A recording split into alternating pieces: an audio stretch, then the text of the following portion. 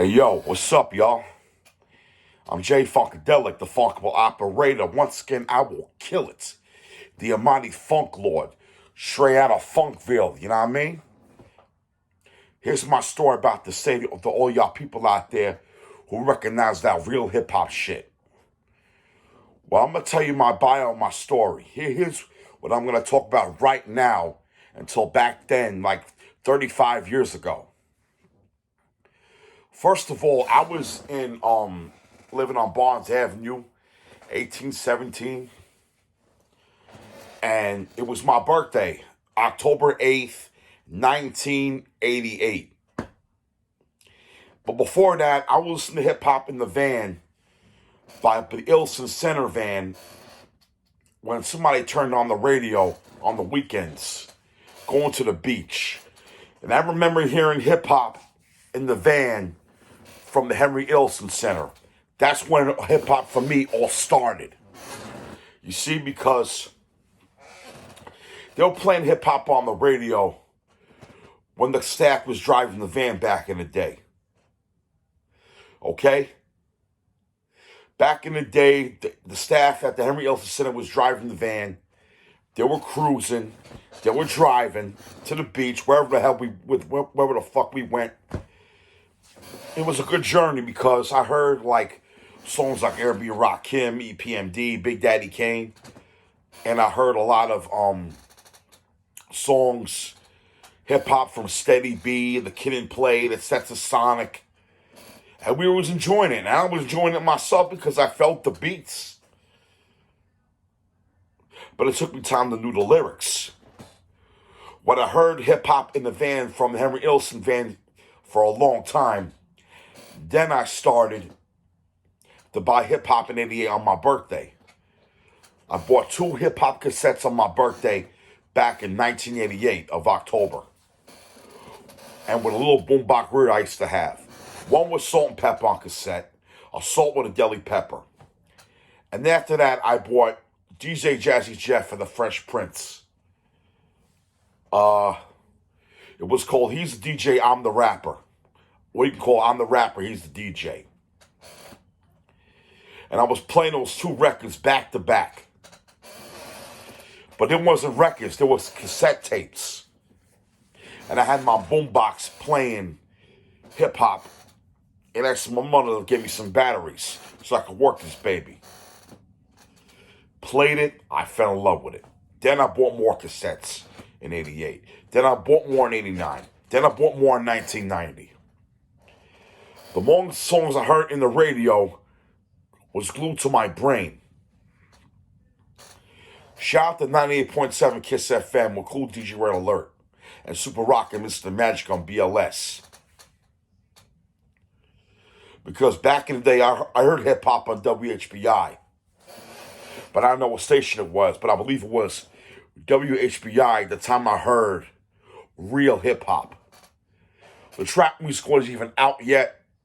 Hip-hop didn't go ratchet back then when I was a youngin'. So, this is my story of how I fell in love with hip-hop. How I fell in love with it and got addicted to it. And made me want to rap myself. There was a hip-hop station that I love hearing in the van of Ilson Center. I remember Maria was playing hip-hop in Edelson in 1987. And I remember going to camp, in Rampart Anchorage Camp, they had a rap, rap performance. I don't know who the fuck it was. But that was like 30-something years ago. I'm like talking about 3 decades and a couple of years ago this happened. When I went to Rampart Camp, I heard the first time I heard somebody rap was somebody like in the it was like in the early 80s. And I stared at him a lot. Because you know what I said to myself? I don't want to cry for my parents. This is music I want to listen. This is something I want to do in the future. Hope I get this shit right. But when I first started listening to hip-hop music, it was in the van from the Henry Ilson Center, listening to Hot 103. because there was no Hot 97. There was no Power 105.1. The time I heard rap on my birthday in the nighttime was 98.7 Kiss FM, or was WHBR, or 107.5 WLS. Because back in the 80s, Hot 97 was playing old house music and dance music. But I enjoyed it. Back when I was a youngin', I was playing some Michael Jackson records. I even had the vinyl of Michael Jackson. And I was playing some Stevie Wonder. I used to love Cyndi Lauper. I used to listen to New Shoes, I Can't Wait. And I used to love all these classic songs I used to fall in love with. You know? Like Phil Collins. Or, well, before I started listening to rap, in the mid-'80s, freestyle was my thing. Because I kept tuning in the radio. I heard all sorts of radio shit, like freestyle music. In the early 80s, radio was dope. I must have heard Boogie Down Productions, but I didn't remember it that much. I must have heard the Pee Wee Dance, or I must have heard African Bambaataa. When I was a baby, there must have been Sugar Hill Gang on the radio. Rapper's Delight. But back in the day, I remember when Iddleston was playing the tune to I Need Love on the piano. The first hip-hop song that I ever heard was Rockbox, or I Need Love by LL Cool J. You know what I'm saying? He was one of the first rappers I ever heard on a piano. When I heard that Jingle Bell tune, when they go, dun, dun, dun, it was really on the piano. They had when I heard that song, man, that song is one of my mentor songs right there. I Need Love. But let me bring up to 1989 when I started hip-hop. This is how it went down. My first engineer in 89 for hip-hop music was Mark Sachs. And he was a heavy smoker. And I remember I was beatboxing him a beat and he analyzed it on his piano, his Yamaha. And this is what he did. The first hip-hop record that nobody even know about was JB's Coming Through by the Jungle Brothers. I rhyme off to that. And there's another record I used to rhyme off to. One and two Public Enemy's great records was You're Gonna Get Yours and Public Enemy #1. Because I understood hip-hop that time. And I kept on listening to it over and over and over until I understand it. So, when I was in Mark Sachs's room, I was trying to freestyle on my own back in the late 80s. I couldn't even do it. I know what was popping. I used to get upset in front of the piano. I used to say, oh man, I can't even rap. I can't do it, man. Let me just do some other artists' rhymes. And I remember he shot a video of Call Me D-Nice, and I rhyme off to that shit. Back in early of 1990 in Mark Sachs's music room up in school. Mark Sachs had a studio. When you record, you're on the mic and you're rapping about something. But it took me time to get it done. I am the first Italian rapper that ever touched a mic. Did you know that? I'm one of the first ones that ever touched a mic. It's not that I do a studio, but 1989 was my blueprint of me falling in love with hip-hop and me rapping on the mic. Well, 1988 was like a year of good hip-hop music. I didn't know how to rap then, but I kept on practicing. I had to know the elements. I had to know my skills in my brain. I had to study everything. I wrote some dictionaries. I went to see Dr. Seuss. Okay? I was watching Sesame Street. I was watching Electric Company. I was doing math. I was doing subtraction. I was doing division. But I never did algebra. I remember back in the 90s, I used to write rhymes for my boy Craig Hassan. That we used to be in a cottage 6 back in the mid '90s, and we used to I used to write the rhymes for him. I remember we went to a prom back in the day, and I remember one thing about going to that prom. My first record that I ever wanted to do was an Emcee cop, but that record was kind of corny to me, so I had to gotta go to my woodshed of spitting some shit, but I gotta get it done. I gotta write more lyrics. My first hip-hop record I did in '95 was Making Moves. That set the trend of me to start spitting some stuff. Because I didn't do it off the head. I had to get I had to get a pad and a pen and a paper to write Making Moves, and I wrote the whole song from top to bottom. Remember, 1995, I started rapping. I started writing my first hip-hop song was Making Moves. But I ain't bite off Craig Mack. I'd be like, I've been making moves. I've been making moves when I said, well, I'm Jay Funkadelic, ready to Maxwell. Because I'm from the Bronx, that's where I dwell. I'm the only Emcee, making moves to people. Fellas be looking built so they like kind of cock diesel. It's my groove thing, kicking my street slang. Bound to my thing, because it's my thing. That was the first hip-hop song I ever wrote down ever in my life. That was the first one. And it wasn't in Kelly Towers. It was upstate before I even moved to this residence. I wrote that rhyme before I even moved here. Okay? Well, I wrote some other stuff. I wrote Bronx Style in '96. I wrote Up Against My Style, and I wrote Hip Hop Fiend. When I was in Lifespire one time, I was in a day hat program, and I was writing more and more shit. I know people wanted to feel me, but that Go Jason shit fucked me up a lot. But here's the thing. Even though I was going through some shit in life, I was taking some psychiatric medication.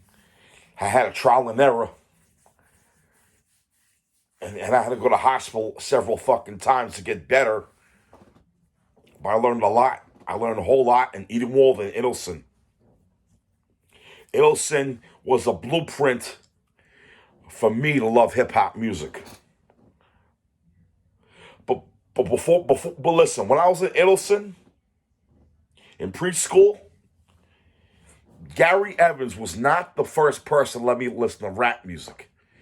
It was not Gary Evans. It was Uncle Gary that got me into hip-hop. It was his idea. Okay? Because Uncle Gary got me into rap music. I fell in love with rap thanks to my Uncle Gary, rest in peace. God bless his soul. This is how it goes down when I used to play rap in the car, in my mom's car. When I turned on the radio on the way to my grandmother's house on Van Nest Avenue, you heard a record called Ain't No Half Steppin'. And when that record went off, I heard, Dan. I'm still in one by Boogie Out Productions. I told Mom, don't shut the radio off. When I heard that, that was KRS-One. Because I knew who the hell fuck it was that time. I didn't really know who that rapper was. I'm like, who's singing this shit? This is hot. And I asked one of the people from Idelson, who sings Don't Believe the Hype? Answer, Public Enemy. Shout out to my boy Raymond from Idelson.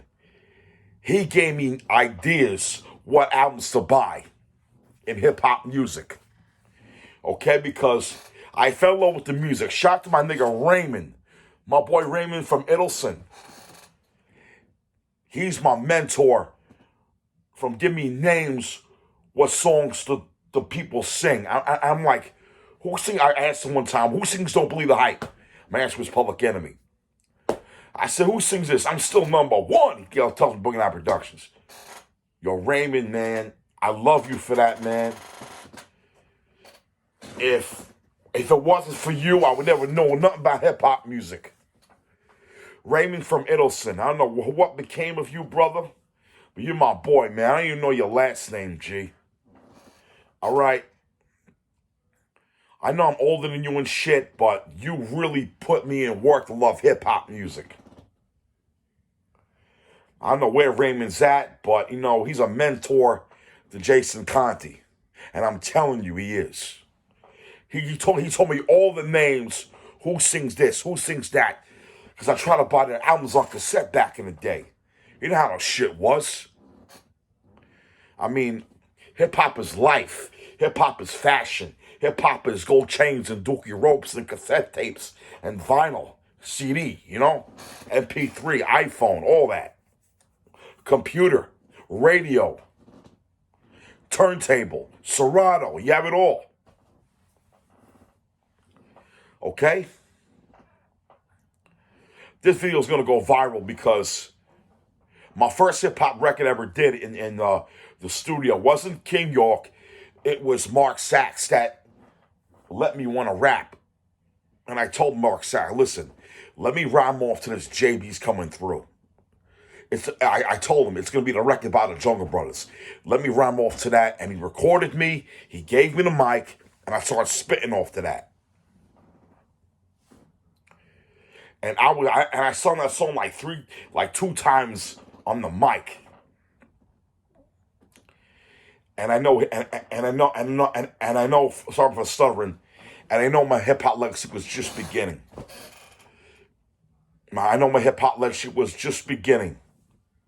Okay? It was just beginning from the bottom up. It was just beginning.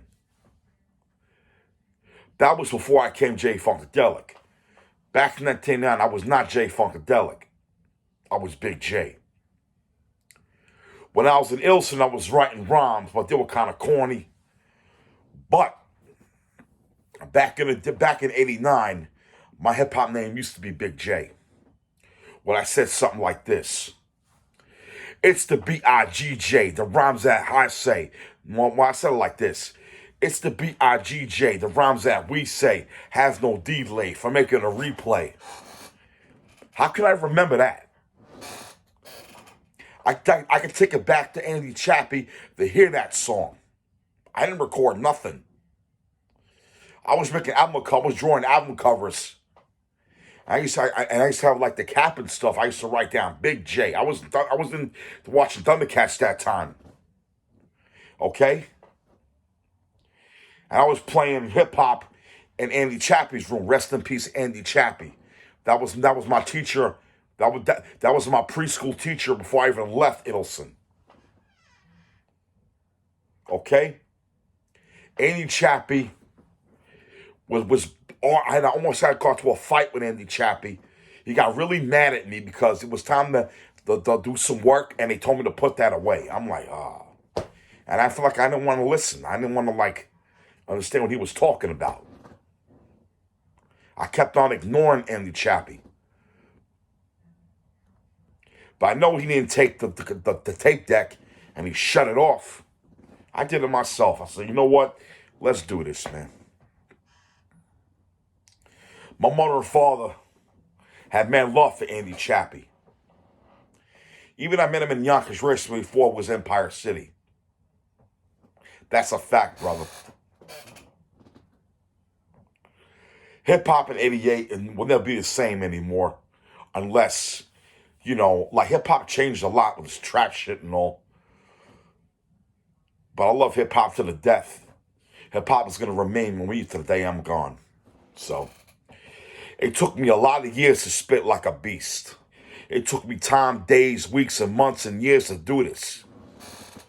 Because I kept going at it and at it and at it and at it and at it. Like, I wanted to read, you know what I'm saying? If it wasn't for me, if it wasn't for Mr. Bahadorian, Mrs. Finkelstein, Andy Chappie, or Sandy Jacobs, Peter McCarthy, I'm talking teacher icons that used to work in Idelson. Okay, teacher icons that made me want to do some studies, that made me want to do math, that made me do reading and all this shit that I want to be doing. teachers from upstate, like Mrs. Butler, Mrs. Tolbert. I'm talking about, whatchamacallit, I'm talking about Mrs. Cohen, Mr. Kittredge, Russell, everybody that was up there had mad love for me. But when I was upstate living in Edenwald, I remember my boy Philly the Garage wasn't feeling my rap at all. But when I left, I said, you know what, fuck this thing. Let me just fucking rap the way I want. And I did it, and I got it done. And that's my story. J Funkadelic. How I became J Funkadelic. You know, I'm treating this video like a documentary. Funkable operator. Peace.